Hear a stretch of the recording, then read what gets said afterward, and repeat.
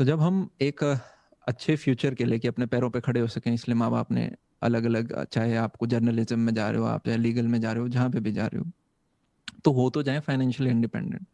आप चाहे 30 की उम्र में हो रहे हो, आप चाहे 35 की उम्र में हो रहे हो, आपकी 40 की उम्र में हो रहे हो, और फाइनेंशियल इंडिपेंडेंट का नंबर क्या है, ये काफ़ी बार बच्चे पूछते हैं।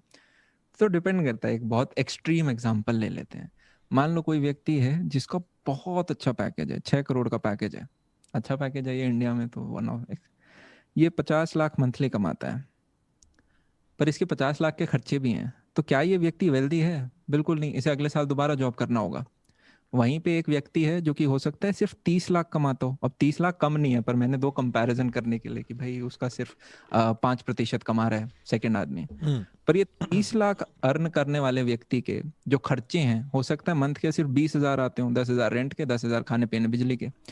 तो ये व्यक्ति पूरे साल घर में पैसे वैसे दे के, भाई बहनों के सेमेस्टर फीस दे के भी हो सकता है 7 लाख में ही अपना पूरा साल का खर्चा कर ले। तो ऐसे में इसके पास बच कितने गए? 23 लाख बच गए, जितने जितने में ये अगले 3 साल और निकाल सकता है। So this person is 3 year wealthy, the first person was 0 year wealthy. तो आप कितने वेल्दी हो वो आपके खर्चों पे डिपेंड करता है। और हमारे खर्चे कौन डिसाइड करता है?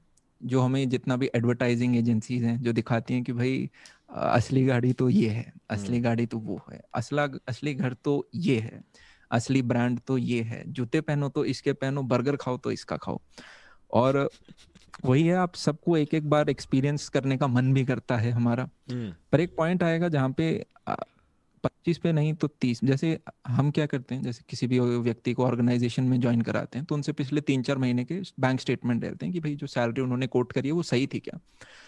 आप बिलीव नहीं करोगे, काफ़ी सारे ऐसे व्यक्ति हैं, जैसे कि मान लो 35,000 की सैलरी क्रेडिट हुई, तो उनके बैंक का है 41,000 उनके पास है। मान लो 5,000 पहले से थे, 35,000, 40,000। जैसे ही नेक्स्ट मंथ आता है दोबारा उनके बैंक अकाउंट में 3 से 4,000 रुपए हैं।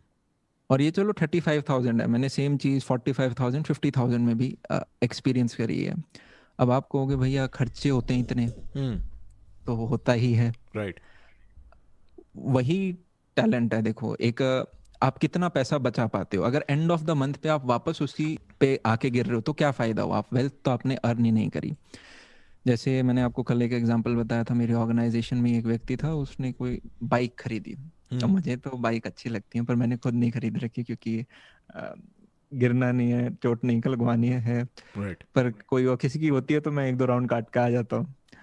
तो मैं चलाते चलाते पूछा, यार ये कितने की? उन्होंने कहा 3-3.25 लाख की। मैंने कहा इतनी महंगी?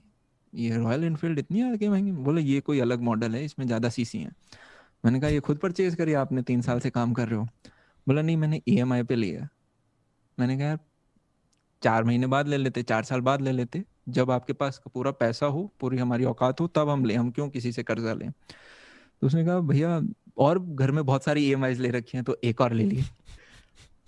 तो वो तो और खराब बात हो गई कि और Right. चीजें भी EMI पे चल रही हैं। तो जब आपकी सैलरी 40-50,000 है तो हम कोशिश करें हमारा मंथ का खर्चा 15,000 में निपट जाए, जिससे कि हम 3 महीने का एक तरह से सेव कर रहे हो या फिर उसे सेल्फ पे इन्वेस्ट कर रहे हो। पर हम क्या सोचते हैं, भाई जाते ही पहले तो एप्पल वॉच खरीद लेते हैं, और ये आईफोन है इसको। और आईफोन भी 12 महीने की EMI देने में बहुत अच्छा लगता है उन्हें, क्योंकि पता है लोग ले लेंगे। वो एक एप्पल का लैपटॉप ले लिया जाएगा या जो भी एंड्रॉइड का अच्छा कोई आता हो वो ले लिया जाएगा। पर हमें वेल्थ कहाँ मिली? देखो, एक बहुत छोटा लेबरर हुआ, वो क्या है, छुट्टी भी नहीं ले सकता। आपने देखा होगा, खाना खाया, अब बीमार हो गया तो वो फिर भी काम पे आता है।